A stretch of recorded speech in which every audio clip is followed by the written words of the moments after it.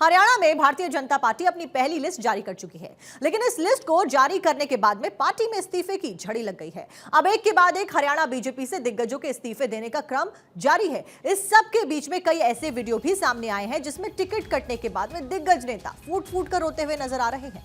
BJP में पहली बार इतने बड़े स्तर पर असंतोष दिखाई दे रहा है। जिनके टिकट कटे हैं उनके आंसू झलक रहे हैं और कईयों ने अपनी राह को अलग करने का भी फैसला अब ठान लिया है और कर लिया है। हरियाणा सरकार में मंत्री रणजीत सिंह चौटाला ने इस्तीफा दे दिया है। हरियाणा बीजेपी ओबीसी मोर्चा के अध्यक्ष करणदेव कंबोज ने भी बगावत का बिगुल बजा दिया है। वहीं भारतीय जनता पार्टी के विधायक लक्ष्मण नापा पहले ही पार्टी छोड़ चुके हैं।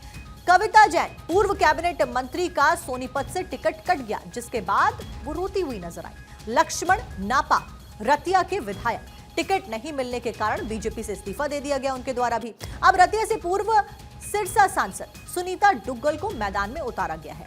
करणदेव कंबोज हरियाणा बीजेपी ओबीसी मोर्चा के राज्य अध्यक्ष और पूर्व ने मंत्री इंद्री विधानसभा सीट से के लिए यहां पर टिकट ना मिलने के कारण सभी पार्टी पदों से इस्तीफा दे दिया है। पूर्व विधायक शशि रंजन परमार को टिकट देने से इनकार कर दिया तो वो कैमरे पर ही फूट फूट कर रोते हुए दिखाई दिए।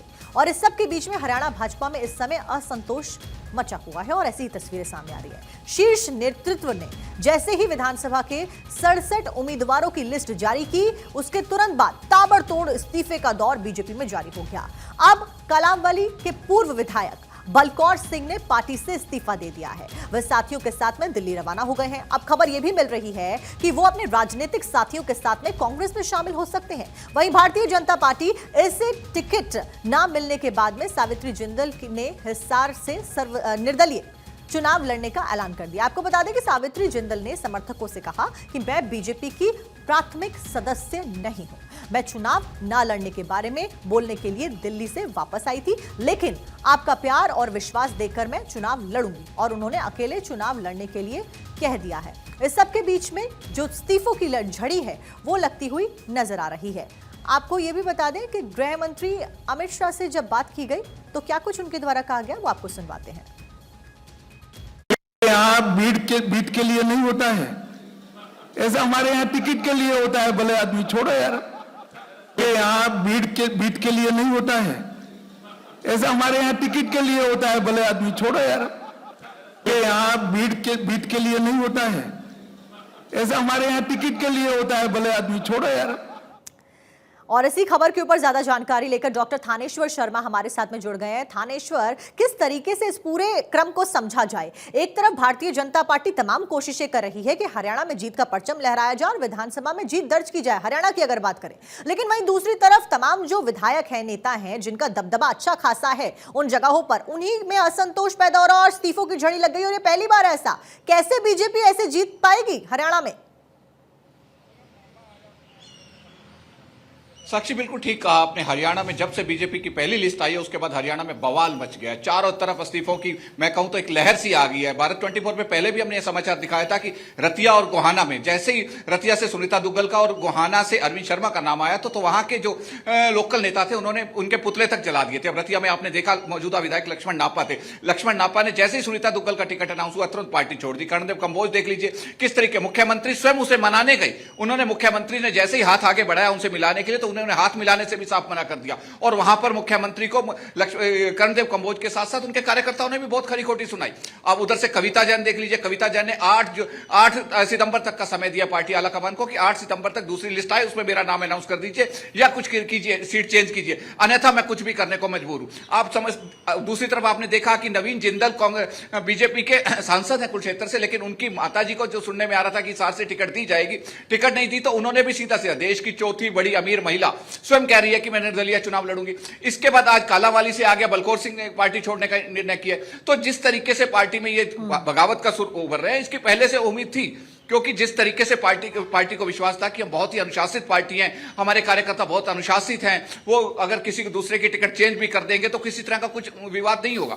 लेकिन अब जो विवाद हुआ है ये पार्टी के लिए बहुत बड़ी मुसीबत खड़ी कर रहा है। पार्टी आलाकमान ने अलग अलग कमेटियां बनाकर रूठों को मनाने का प्रयास किया है। अक्सर कहा जाता है कि रूठे हुए या तो शादी में मानते हैं या इलेक्शन में मानते हैं, तो इलेक्शन में मनाने का प्रयास किया जा रहा है, लेकिन अभी तक बीजेपी को सफलता मिलती नजर नहीं आ रही है। एक तरफ रूठों को मनाने का प्रयास बीजेपी लगातार कर रही है, एक तरफ तो ये चैलेंज है कि जो असंतोष पैदा हुआ है उसको किस तरीके से शांत किया जाए, क्योंकि चुनाव एक बड़ी प्राथमिकता और बीजेपी हमेशा से चाणक्य नीति के लिए जानी जाती है। लेकिन ऐसे में एक सवाल यह भी उठता है कि बीजेपी फेस कैसे करेगी उन लोगों को जो कि बीजेपी से असंतोष होकर, नाराज होकर दूसरी पॉलिटिकल पार्टी कांग्रेस का दामन थाम सकते हैं, क्योंकि सोर्सेज ये भी बता रहे हैं कि कुछ लीडर्स पॉलिटिकल पार्टी कांग्रेस का हाथ थाम सकते हैं और कुछ निर्दलीय चुनाव लड़ने का फैसला ले सकते हैं। देखिए, हम बिल्कुल निर्दलीय चुनाव भी लड़ सकते हैं और जैसे लक्ष्मण नापा ने कांग्रेस का दामन थाम लिया, उधर से बलकौर सिंह आज शाम 4 बजे कांग्रेस में ज्वाइन कर सकते हैं। इस तरह के और भी कई नेता हैं जो एक के बाद एक कांग्रेस ज्वाइन कर रहे हैं। आदित्य चौटाला जो है आदित्य देवीलाल चौटाला, वो हो सकता है कि कल उन्होंने मीटिंग बुला रखी है, उसके बाद इंडियन नेशनल लोकदल ज्वाइन कर ले। तो बीजेपी फेस करने के लिए इनको पहले मनाने का प्रयास कर रही है, फिर चूंकि चाणक्य नीति कहा जा रहा है, चूंकि इस पूरे हरियाणा विधानसभा चुनाव जिताने की जिम्मेदारी अमित शाह को दी गई थी। तो ये जो टिकटों का बंटवारा जो हुआ, टिकटों जो वितरण जो हुआ अमित शाह की देखरेख में हुआ है। तो अब अमित शाह जी के जैसे ही इनको पहले तो इनको जिम्मेदारी दी गई लोकल नेताओं को और केंद्रीय नेतृत्व को कि इनको जो रूठे हैं उनको मनाने का प्रयास करें, उसके बाद अमित शाह स्वयं कमांड संभालेंगे। लेकिन थानेश्वर, प्रयास किस तरीके से किया जा रहा है ये भी मैं आपसे जानना चाहूंगी और समझना चाहूंगी, क्योंकि आप ग्राउंड पर मौजूद हैं, आप देख रहे हैं, समझ रहे हैं चीजों को। गृह मंत्री अमित शाह जब मीडिया से मुखातिब होते हैं तो वो वहां पर मीडिया को कहते हुए नजर आते हैं कि जैसे आपके बीच में बीट को लेकर बातचीत होती है, ऐसी हमारे यहाँ टिकट को लेकर होती है इलेक्शन के बीच में। तो वो तो बहुत ही नॉर्मल और कैजुअली लेते हुए नजर आ रहे हैं। ऐसे में किस तरीके से आगे रणनीति बनाते हुए चुनावों को लेकर नजर आएंगे और किस तरीके से असंतोष को दूर कर रहे हैं अमित शाह?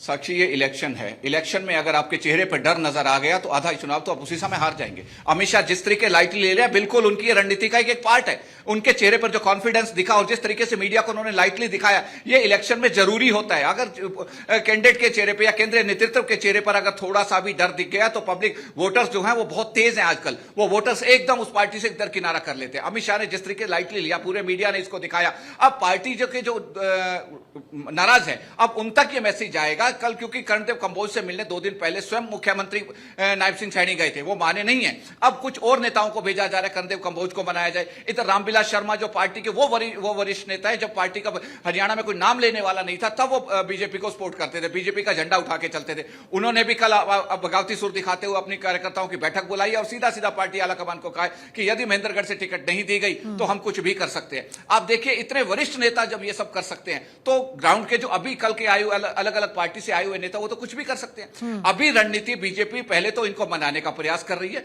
नहीं तो बीजेपी किसी दूसरे तरीके से इनको रणनीति करेगी। अब देखते हैं कि क्या रणनीति बीजेपी बनाती है। आज देर रात बीजेपी की केंद्रीय नेतृत्व के साथ मीटिंग हो सकती है, क्योंकि अभी 23 सीटें बाकी हैं। 23 सीटों के नाम अनाउंस होने हैं, उसकी सेकंड लिस्ट भी आनी है और इन रूठों को कैसे मनाया जाए, रूठों को किस तरीके बनाया जाए। पहले तो उन्हें दंड समवेद बीजेपी हर तरीके से अपना करेगी, क्योंकि 10 साल की एंटी इनकम्बेंसी के चलते बीजेपी की राह थोड़ी तो मुश्किल नजर आ रही थी, लेकिन रूठों ने और ज्यादा मुश्किल कर दी है। लेकिन बीजेपी हर हाल में हरियाणा विधानसभा चुनाव जीतना चाहती है, क्योंकि सबसे बड़ी बात है कि हरियाणा दिल्ली को 3 तरफ से घेरता है। अगर दिल्ली में कोई बड़ी रैली होती है तो सबसे ज्यादा पब्लिक हरियाणा में जाती है। अब किसान आंदोलन में जिस तरीके से पंजाब का किसान बैठा था तो अंबाला शंभू बॉर्डर पे उसे हरियाणा ने रोक दिया था, वरना सीधा दिल्ली में जाके सेंटर के लिए परेशानी खड़ी कर देता। इसलिए सेंटर में जिसकी सरकार होती है उसकी सरकार हरियाणा में होना अति आवश्यक है, वरना उसके लिए बहुत बड़ी परेशानी खड़ी हो जाती है। अभी अमित शाह के नेतृत्व में आज देर रात या कल सुबह मीटिंग होगी, उसके बाद ही सारा निकल के आएगा कि क्या रणनीति ये बना रहे हैं। अभी सबकी नजरें कांग्रेस की सेकंड लिस्ट पर लगी हुई है, क्योंकि कांग्रेस भी इस तरीके से बड़े फूक फूक कर कदम रख रही है। कल कांग्रेस की जो 31 लोगों की लिस्ट आई, आप उसमें देख सकते हैं कि मौजूदा सारे 27 तो विधायक है और 4 अदर लोगों को उन्होंने टिकट दिया। उसमें विनेश फोगाट है और उदयभान जो प्रदेशाध्यक्ष है वो है और 2 और लोग हैं। तो ऐसे में वहां कांग्रेस में विरोध नहीं होगा, क्योंकि कांग्रेस बड़ा तो कुल मिलाकर थानेश्वर एक्शन और इलेक्शन मोड में दोनों ही पार्टियां नजर आ रही है, चाहे वो कांग्रेस का गठबंधन हो या फिर वो भारतीय जनता पार्टी हो। दोनों पार्टियां अपनी पूरी ताकत झोंक रही हैं और ऐसे में अपने कार्यकर्ताओं को, अपने उम्मीदवारों को अपने हाथ में रखने के लिए पूरे प्रयास भी करती हुई नजर आ रही है। हरियाणा के चुनाव बेहद अहम चुनाव है और आपने जानकारी भी दी कि क्यों अहम है। बहुत बहुत शुक्रिया थानेश्वर आपका तमाम जानकारी दर्शकों तक साझा करने के लिए।